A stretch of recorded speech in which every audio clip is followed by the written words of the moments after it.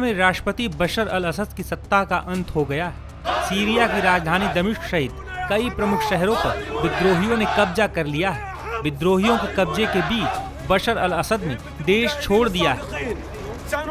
दमिश्क एयरपोर्ट से ही राष्ट्रपति बशर के विमान ने उड़ान भरी थी।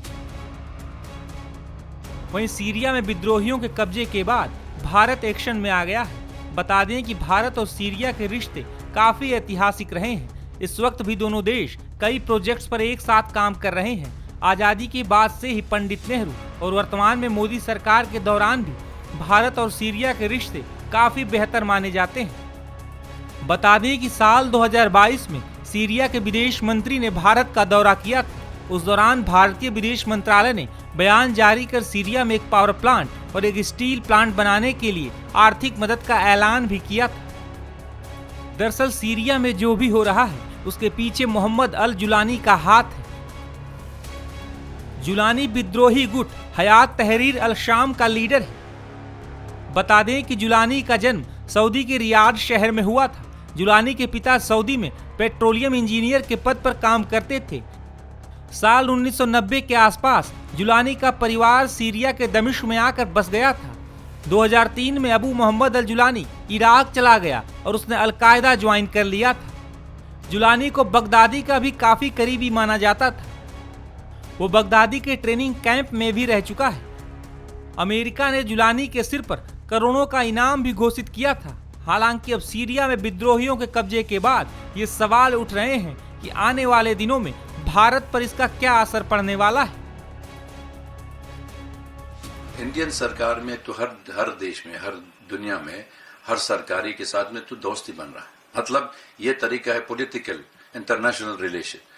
सरकार आते, सरकार जाते, लेकिन देश की बात बहुत मोहब्बत है तो इंडिया काफी सपोर्ट किया, ह्यूमैनिटेरियन सपोर्ट भी किया। सीरियन मसला का हल, Syrian by Syrian for Syrian, ये तो इंडियन पोजीशन है। कोई युद्ध नहीं मांग रही, कोई फॉरेन इंटरवेंशन नहीं मांग रही। यूएन चार्टर अप्लाई करना चाहिए। लेकिन शुरू से हमारा देश में फॉरेन इंटरवेंशन हो गया, इजराइल अटैक हो गया, लीबिया ईरानियन आ गया था, रशियन भी आ गया, तुर्किश भी आया था, अरब फोर्सेस भी आया। सबको सीरिया के लिए तोड़ने के लिए तैयार है। इंडिया मेंटेन अ डिस्टेंस, ये तो सब सारी दुनिया का मालूम हो गया। इसलिए रिलेशन विल रिमेन। लेकिन जो खतरनाक है, जो ये अभी तो जब तक आईएस आया था इधर, पूरी अलकायदा वाले लोग थे वहां पर सीरिया के अंदर। वो काफी हिंदुस्तान वाले लोग भी आया था। ये मतलब 200 कम से कम 200 इंडियन भी आ गया वहां पर। इसलिए थोड़ा से डर लगता है ये it will become hub of terrorism. Jihadist culture शुरू हो गया, जैसे अफगानिस्तान, इराक, अभी सीरिया भी दोबारा होना चाहिए। तो वी डोंट नो अगर ये तो सरकारी सेक्युलर आउटलुक है, रिलीजियस आउटलुक है, किसी को मालूम भी नहीं है। क्योंकि जैसे बांग्लादेश कर दिया था, जैसे अफगानिस्तान भी किया था, दुनिया का देखने के लिए पब्लिक ओपिनियन ये देख लो बहुत मॉडरेट है। लेकिन हमको मालूम है you can change the clothes of the person, लेकिन बाकी वही है। The person will remain the same, ideology is the same. तो इसलिए हम लोग कहते हैं India should watch and see cautiously. ये तो टेररिज्म नहीं होना चाहिए दोबारा, क्योंकि इंडिया सबसे बड़ी देश में, सबसे पहले वाले देश में, तो उन्होंने ड्राफ्ट भी किया था compact for comprehensive fight against terrorism. तो यूएन भी जमा किया था ड्राफ्ट के लिए, लेकिन किसी का एक्सेप्ट नहीं किया। तो इसलिए terrorism, revival of terrorism is on the card, because vested interest nation, उनके लिए they use terrorism as a tool to achieve their political objective. इसी का मेरा फॉलो क्वेश्चन जो आपने बात करी है अभी, कि क्या ये स्थिति अलकायदा या इस्लामिक स्टेट को फिर से उभारने का कारण बन सकती है, जिससे भारत की सुरक्षा को खतरा हो सकता है? बहुत खतरा होना चाहिए। इसलिए मैं कह रहा हूँ we need to watch and see. अगर आप लोग कलेक्टिव फाइट अगेंस्ट टेररिज्म होना चाहिए, you should fight terrorism together. ऐसा नहीं कहते ये good terrorism, bad terrorism. Terrorist is a terrorist, ideology is the same. एक टेररिस्ट मार देंगे, लेकिन आइडियोलॉजी रहना चाहिए, उनके साथ भी कोई फर्क नहीं पड़ता। ये पूरी दुनिया में अगर सीरिया कल तोड़ने के लिए तैयार है और they turn Syria to Kandahar, फिर इसके दोबारा आप समझ लो पूरी इंटरनेशनल ग्लोबल टेररिज्म आ जाएंगी। तो इसका मकसद एक ही है, इंटरनेशनल इंटरवेंशन इन सीरिया। तो हर सीरिया डिसइंटीग्रेट कर रहा है। और दूसरी बात, can be spread to Baghdad, to Tehran, to New Delhi. तो हो सकता है, it's all open, the options are open. तो इसलिए one has to watch and see what is the development, कौन forces है इसके पीछे जो सीरियन सरकार है जल्दी से जल्दी छोड़ दिया। सीरिया में बदले हालातों का असर भारत पर कितना पड़ेगा, सुनिए इस पर जाने माने रक्षा और विदेश मामलों के जानकार कमर आगा का क्या मानना है। भारत के लिए चिंताजनक बात है इसी के जो ग्रुप्स हैं वो उनका पास्ट पिछला जो था वो तो सब बहुत आतंकवादी था और ये सभी लोग भारत के विरुद्ध रहे कभी न कभी।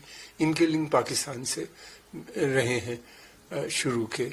और दूसरी बात ये कि हालांकि उन्हीं ने अब कहा है कि वो बदले की भावना नहीं लेंगे और डेवलपमेंट का काम करेंगे, लेकिन इस तरह की बातें हम सुन चुके हैं पहले भी। तालिबान ने भी यही कहा था कि इंक्लूसिव गवर्नमेंट बनाएंगे, तालिबान ने कहा था कि औरतों का भी रोल होगा, माइनॉरिटीज का भी रोल होगा, लेकिन बाद में वहां पे जो हालात हुए उसमें किसी को कुछ नहीं मिला।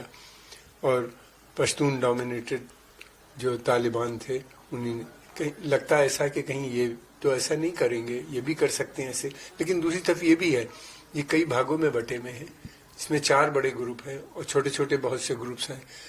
अच्छा, इन बड़े ग्रुप्स जितने हैं इनकी चारों की आइडियोलॉजी अलग है और डर इस बात का भी है कि इनका आपस में भी झगड़ा हो सकता है किसी समय पे। ये आने वाला समय बताएगा, लेकिन ये है कि ये संकेत अच्छा नहीं है, इससे आतंकवाद फैलने का डर लगता है।